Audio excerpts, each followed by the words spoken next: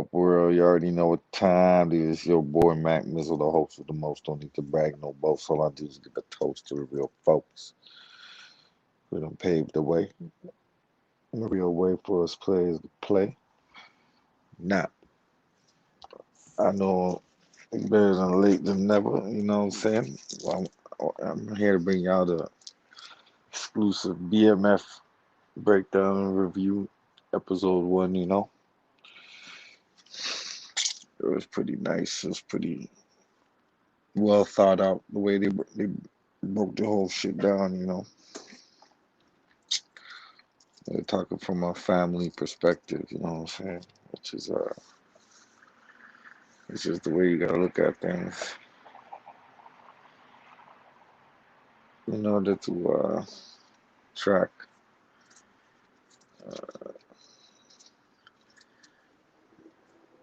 in order to attract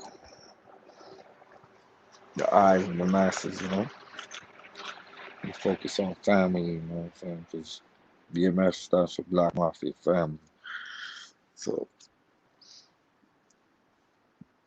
that was basically the theme of the first episode. They focus more on family.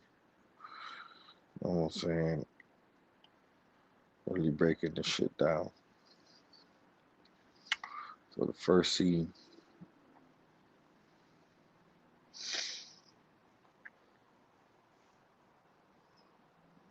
uh, Meech and his brother T, they're getting ready to go to meet the 12th Street Boys. Oh no, well, first it starts off at a home, showing the home life. They have a nice family. The father is president of the house. He's a hardworking man. You know, thinking about Detroit at that time. It was the Motor City, so I guess, black men had their jobs and, you know, yeah, their family and they're doing what they do. I mean, I guess they're making ends meet, but shit ain't always what it seems. So, anyway, they really showed the family as a close knit family, struggling coming up. I mean, the father was complaining that Meech had the icebox open. It was melting his ice.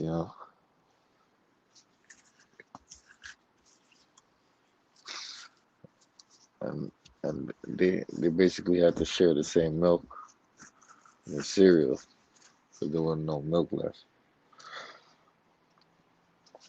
You know what I'm saying? They constantly needed money for different things. The mamas couldn't always provide, so Meech Meech was the hustler, I guess, of the bunch. He always wanted to provide for his family. So I guess he started working at Wendy's with his mom. And then from that, broke off to bigger and better things. So just the reason why certain shit happens, it's like the mother was paying the bills and she realized that they didn't really have nothing going on for them. And she was trying to help as much as she could, to get where she needed to go.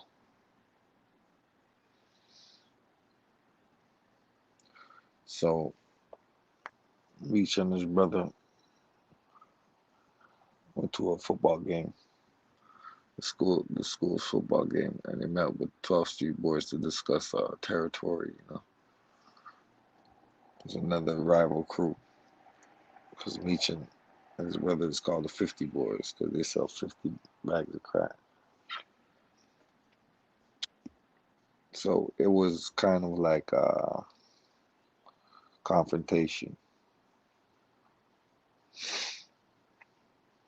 But what T T is like an intelligent brother out the two, and he recognized that being that they were in the football stadium at school, that there would be metal detectors there. So there would be, you would know for a fact that the other rival crew was distracted,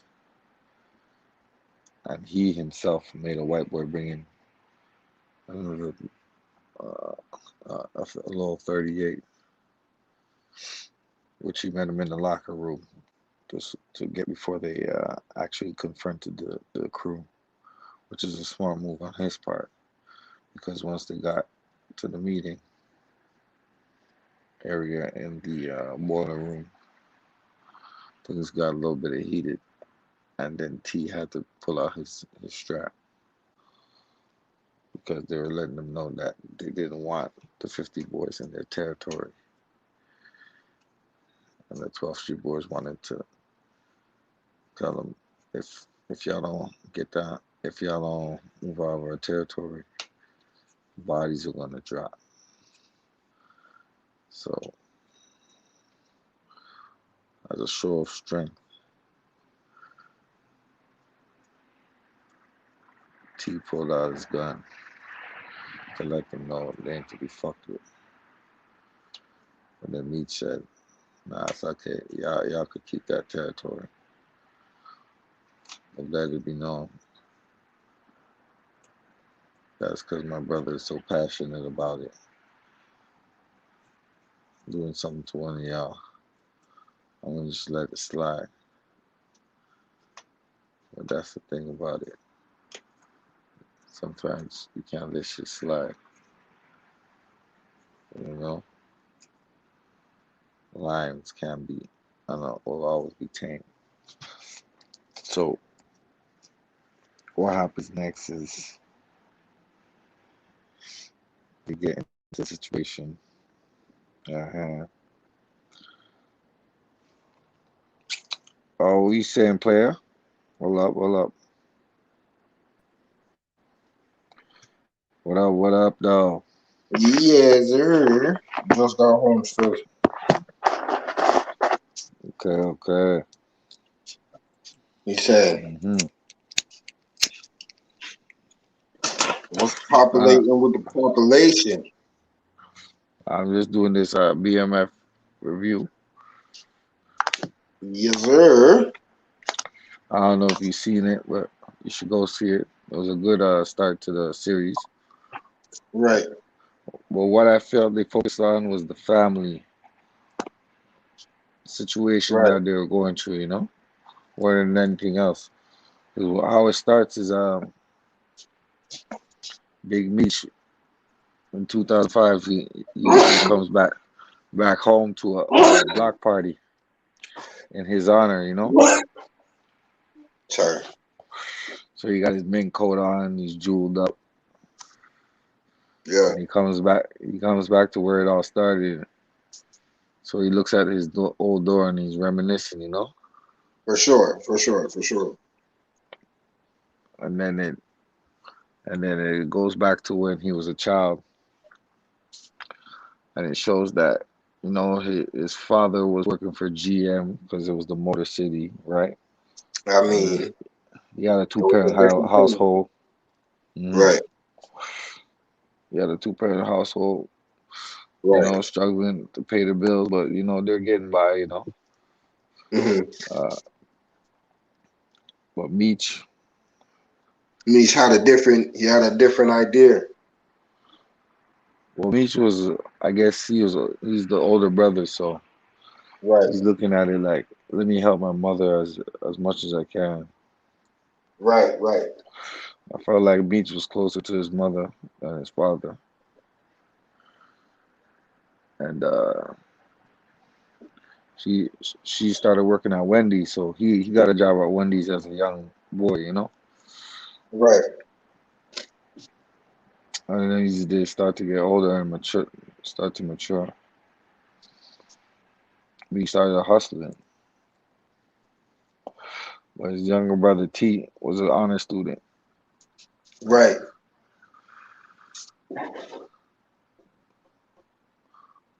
But yeah, that's how it go, you know.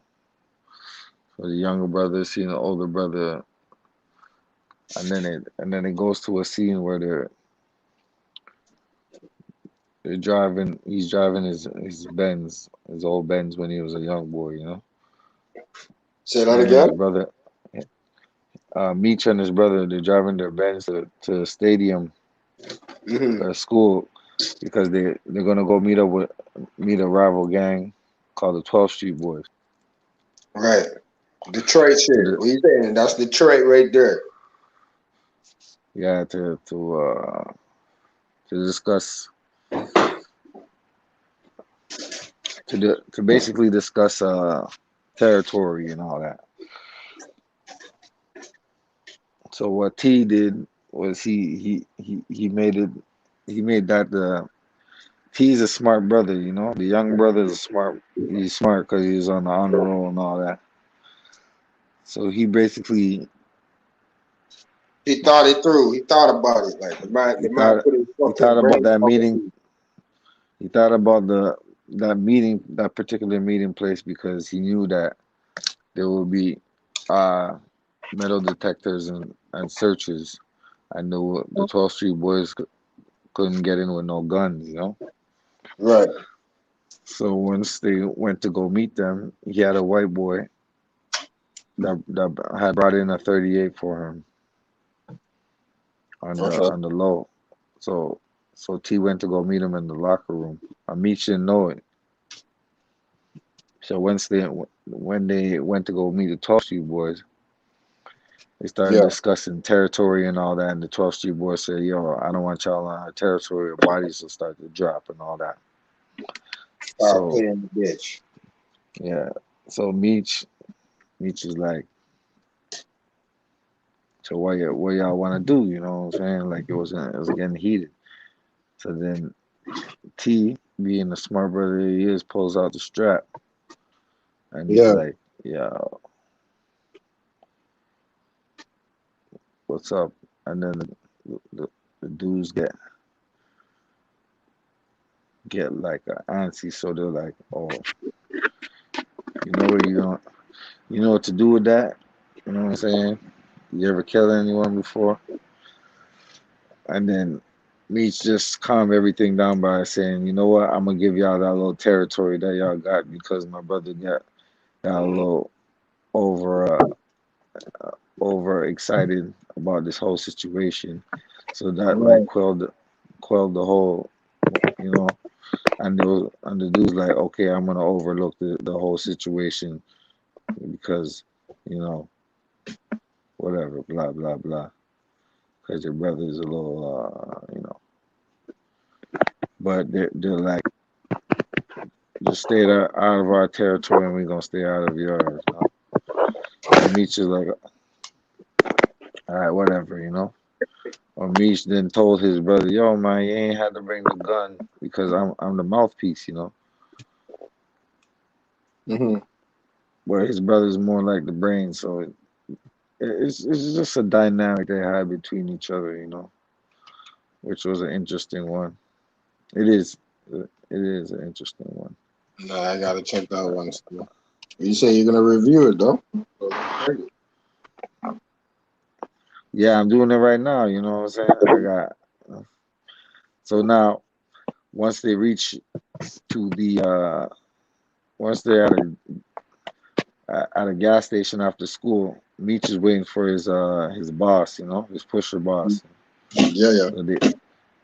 So so he pulls up to come pick up Meech, and his brother's with him, and his brother's like, "We don't go nowhere without each other, you know. If one goes, the other goes, you know." Yeah, And the that makes dude's sense. like, "Nah, I could only. There's only room for one, you know." Hmm. And Meech jumps, and Meech goes and jumps in the whip, you know. It's a Mercedes, you know what I'm saying? The old school Mercedes, blah blah blah, you know. Mm. And then they drive off a little bit, and then they stop, and then they pull the door open for his brother, you know. So Mhm. from that time, that's when the shit jumped off. Like they're gonna make it as hustlers together. You know what I'm saying? Right, right, So the whole time as they're growing up as hustlers, Meech is known as the hustler, and his brother is known as the schoolboy, pretty boy, right. because he's on the honor roll and shit like that. And that's how his father's treating them, you know. So his father's basically giving them like one The boy. rite of passage. Well, he's giving one boy more affection than the other because one's a hustler and one's not, you know. Yeah, So he's like, he's a righteous father, like you know. He don't want no money from Meech. He don't want, you know what I'm saying. right. But he thinks his other boys making the honor roll and all that, and you know But little it's does he gonna be know. something. Yeah, right. So one day they find the strap in the house, and then they blame it on Meech. Right? He's like, "Yo, Meech, I found the strap," and he's like, "Yo, you gonna have to leave my house." And then Meech says, "What did Meech say?" He said, "Well, y'all gonna okay, I'll leave, but one day y'all gonna follow my program or something like that." You know what I'm saying? Yeah. And then he went in the room and he grabbed a stack of paper, you know, and he gave it to his pops. He's like, the house is about to be foreclosed on. You didn't know? Or something like that. Yeah. And he's like, I got money, I can help, you know what I'm saying? And the mom's standing there like like kind of embarrassed because she knows that it's true, but she can't like really, you know, She can't argue with it. Like, yeah. So it's like it continued to go on. And shit happens, like, you know what I'm saying? And Meech is just trying to figure out ways to continue and move along and get this money, you know. So his little brother is about to have a baby just now, and they're talking about Marx when you know the Marxist Leninist shit. yeah. It's like the way of thinking, you know. Hmm. Like everybody should get their a fair share, but Hmm. he's looking at it like, yo, what if you know everybody should just hustle for theirs and get money Who's looking at it and like they that? T Okay, okay. because he's talking to the teacher, you know what I'm saying? They're talking about Marxist philosophies, you know. Right. So he's like, maybe that's all we got is just material benefits in life, you know. So Yeah. he's referring to the hustle, you know what I'm saying? And like that's what drives a man, you know. No, that's a cold fact. And yeah, it's one of the highlights of the situation because one of the classmates he had was kind of teasing him about having a kid while in school, you know. Yeah. So it was like really getting at him. That's why he responded like that to the teacher. Mm. But it's Tough. it's an interesting dynamic because you know I'm meeting them went No, to I'm definitely gonna tap into that though. yeah How yeah many? How long is the thing? It's about an hour and a half, man. So Meech and them tap into their OG. You know, the dude that picked them up at first when they were young, and they kept getting at him. So one of the OGs saying, "Oh, them 12 street boys got at you, so you know you gotta go hard. You gotta go hard back at them." You know what I'm saying? And then Meech is like, "Yeah, I know, but you know, there's Yeah, other I can't ways of even hear doing you it." though. You can't hear me? You hear me now? Mm-mm. At all? Nothing?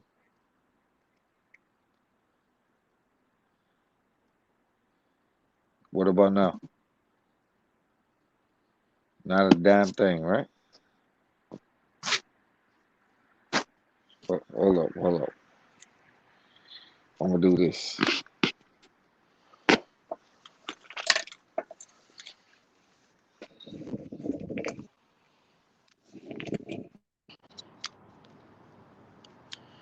How about now?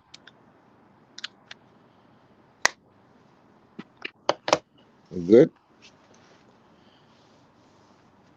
You can hear me now? Yo, I'm gonna leave and come back. You can't hear me. Homeboy couldn't hear play. It's all good though, you know what I'm saying? We out here. So now Meets meets with his OG. They talking there.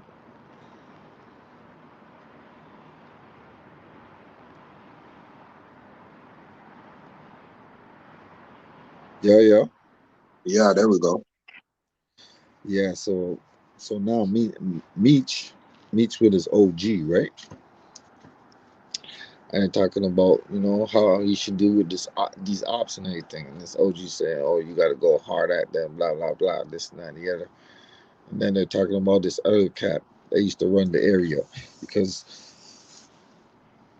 the place is ran in the three Detroit is broken down into three areas, you know? So it's like three different areas. You know you'll see when you watch it, the names or whatever. But one of them is Detroit. So now when they were looking at the whole thing back in the days before these two gangs were out, there was a dude that was running the whole area, but he got locked up. You know what I'm saying? Because of the Reagan era and everything like that, Mm. he got locked up, and Reagan signed a bill to to let people get out because if they went through a psychiatric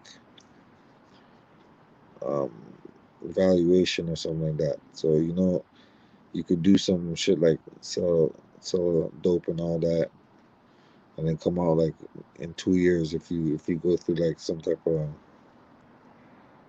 you know Psychiatric evaluation. yeah Hmm. like you know go to the mental institution for a bit and then you get out. So the dude that ran the area, he got out, and Meech was banging his baby mom. So he realized that Meech was banging him, and he was pissed about that, you know, banging her, you know. So the dude wants back his territory, and he doesn't like both crews, but he's gonna use one crew to try to get at the other. So once that happens,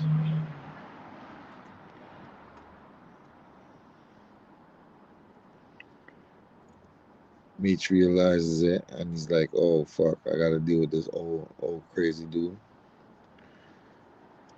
And I got to deal with the other crew, you know. So now Mitch is like, "Yo, I'm frustrated, man. You know what I'm saying? I got all types of bullshit going at me all around the way, But fuck it, I'm gonna still do me, you know what I'm saying? We the flyest niggas in Detroit, you know? We're gonna take over. He's keeping giving his brother a pep talk. So his brother was like, they found a new way to market.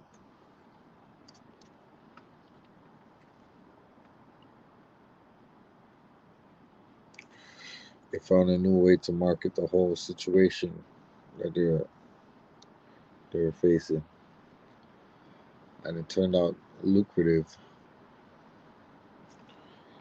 because they figured that they would go to a different spot and it would be easier and they could get more customers that way,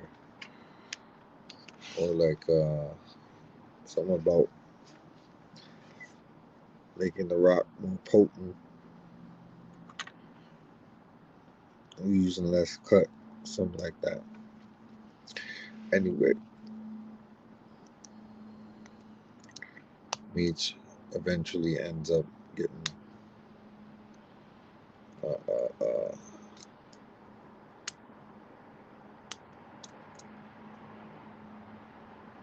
frustrated. So once he got to that big party that everyone was going to, he let it be known to the other crew, like, yo, y'all can't fuck with me. No type of way. I leave my brother alone, you know? But then he went to go see his OG and he's like, I'm gonna need some more of that product, man. And the OG was kind of like pissed that he was moving the product so fast. He's like, I ain't gonna give you more than you can handle, you know? So for the fact that he got so pissed, he took that to heart. He's like, yo, man, I'm gonna try to get my own shit popping. Because this shit is crazy, man. These motherfuckers is trying to get at me. And this nigga is trying to hold me back from hustling the way I wanna get on because I could do it.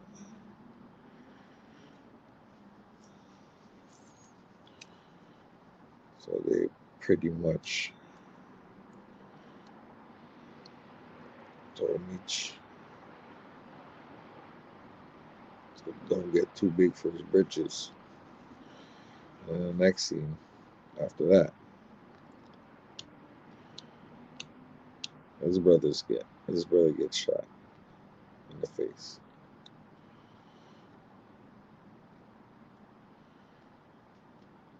On his way to meet Meech to go see someone. Now Meech is a smart individual. He's gonna figure it out. But I look at it like this.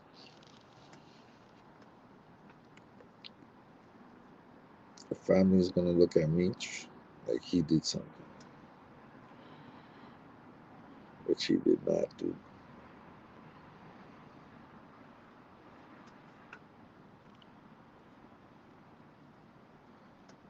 So it's gonna be a situation where you get consumed by the streets,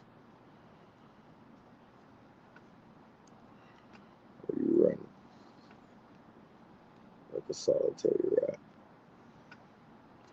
And I couldn't do that. Not in the situation they was facing. They was making money. And the family was at odds with each other because they just didn't know how to cope with the fact that life is mysterious. And I like the motto that went by: see it, touch it, obtain it. That's how you gotta live, you know? It's a good motto to live by. See it, touch it, obtain it. So once you have that reality, you have that drive,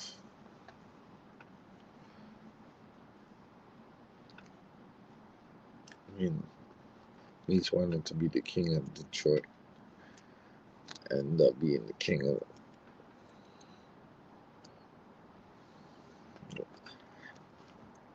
He ended up being the king of the states, doing it real big. So let's put it all in perspective, man. See it, touch it, obtain it. Those are the codes to live by. Because once you're in, and no getting out, unless you're really ready to get out. That's going to touch your heart. It's going to touch your ego, your soul, everything. You already know what time it is. Your boy Matt Missile. And I feel like that's one of the greatest things, man. When you can see a person's rise and fall, you can learn from it, and you can see how they came up with their family, how things,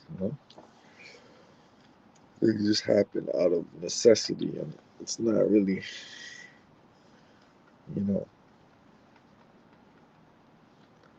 a lot of options on there, so you get caught up in a lot of things, and people judge you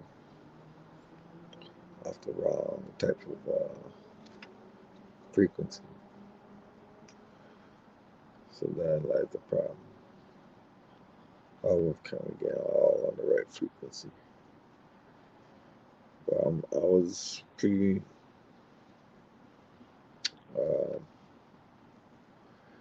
what should I say, impressed. The first episode, they broke shit down like they're supposed to. They focus on the family. They focus on poverty and how shit could really happen in the black community, even if you're in a two-parent household. And how drugs are so widespread. It's easy to obtain. But in life, anything is easy. As long as you can see it, touch it, obtain it. S.T.O. Seeing is believing. So ain't nothing in this life we can't do. We don't always need drugs to do it. So let's wait for episode 2. I'm gonna give y'all a review on that. That's gonna be a good one. It's your boy Matt Missile. You know my slogan. Keep it real in the field. Don't forget how they feel. I'm out. Peace. One love.